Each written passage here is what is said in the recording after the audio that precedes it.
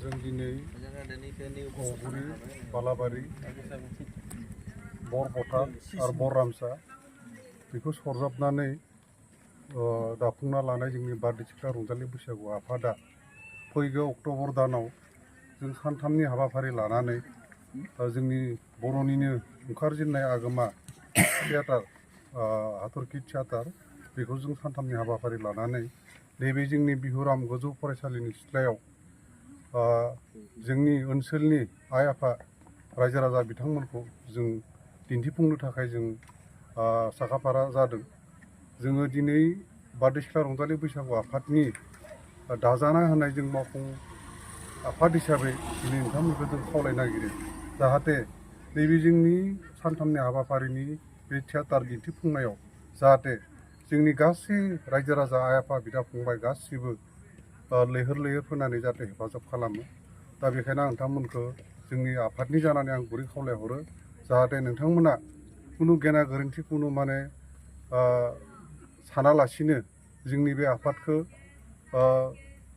भबिसत माने गोबाव सम माने थांनानै थाथों होननानै बयबो सानलायनानै जाहाथे फैबाय थानाय समफोरावबो जाहाथे बेबायदि जों फोरबो खुंलांबाय थानो हायो बेखौ जों आसा खालामनानै रायजो राजा बिथांमोननिफ्राय जों जोंनिफ्राय आखाइ खबजबै जों गुरै खावलायहरदों जाहाथे नोंथांमोननि हेफाजाब आरो थुलुंगाखौ जों मोनोब्ला जाहाथे फैबाय थानाय समफोराव जोङो नैबे आफादखौ जों मोजाङै फोथांना लाखिनो हागोन।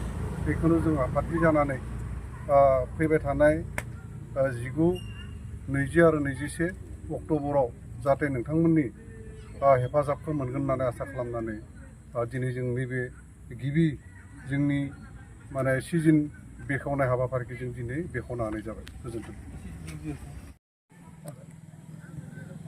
दिनै नैबे औगुरि बालाबारि आरो बररामसा बे गासै ओनसोलखौ लानानै दानाय जोंनि जा बारदै सिख्ला रंजालि बैसागु आफाद बेयो फैयै फैयै देग्लाय गोबां बोसोर जोङो फालिबोबाय। दा फालिबोदोंब्लाबो जिहेथु जोङो फालिनाय आफादा गोबां रांखान्थिनि जा उसुबिदा जाबोदों दा थेवबो जोङो गोबां नाजानायनि गेजेरजों बे आफादखौ फोथांना लाखिबोदों आरो दा बे हिसाबै बोसोरफ्रोमबो आरोबाव फालिलांबाय थानो हाथों बेखौनो नाजानानै साननानै थांनाय बोसोरफोरावबो जोङो गोबां बिदिनो थियेटार आरो सिनेमा आरो रायजो राजानि एफा एनै रांखावरि बुथुमनानै जोङो फालिबोदों। दा देग्लायबो जों बे बारदै सिख्ला रंजालि आफादनि रांखान्थि हालोदखौ एसे जों सुफुंनो हागोन खोमा होनना साननानै जोंहा गोदानै बर'नि ओंखारजेननाय थियेटार हाथरखि थियेटार बे हाथरखि थियेटारखौ जोङो लाबोनाय जादों। बे हाथरखि थियेटारखौ जोङो देग्लाय गोदानै बिथांमोनहा ओंखारदों होननानै जोङो मिथिनो हादों। ओमफ्राय गोदानब्लाबो जों दा खोनानायाव गमायैनो हाथरखि थियेटारा जोबोद एखेबारे माने मोजां जादों होनना जों खोनादों आरोखि बेवहाय मोजां मोजां एक्टर एक्ट्रिसफोरा दङ। ओंखायनो जों जिहेथु गुबुनाव दा बिथांमोनहा गागासिनो दङ दिन्थिगासिनो दङ बे हिसाबै जों मोजां जादों होनना खोनानो हादों। ओंखायनो दा जोंनावबोदि मोजां जागोन जों बेखौ फोथायदों आरोखि। दा जोंहा फैगौ नैबे 20 आरो 21 अक्ट'बर 2024 दा बे खालाराव जोङो बिथांमोनखौ हांख्रायनाय जादों। दा ओंखायनो जों आसा खालामदों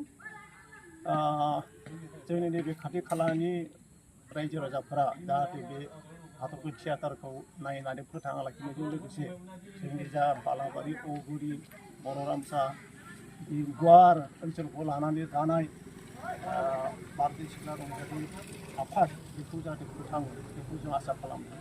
दा बेवहाय नैबे आफादजों लोगोसे रायजो राजाफोरनि मददखौ थारैनो नांथारगोन। ओंखायनो बे हरथामाव जोंनि सामलाय आफादा माबोरै हागौ एखेबारे जाहाथे जेबो माने दावराव दावसि जायाजासे जोबोद मोजाङै जाहाथे जों सालायलांनो हायो बारहोलांनो हायो बेखौ जोङो नाजानाय जाहैदों। दा ओंखायनो बे हरथामाव ओनसोलनि गासै रायजो राजाफोरनि जों हेफाजाबखौ जोङो आसा खालामदों आरोखि। दा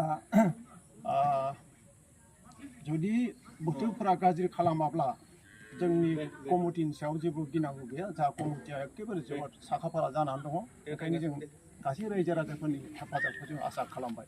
गोजोन्थों।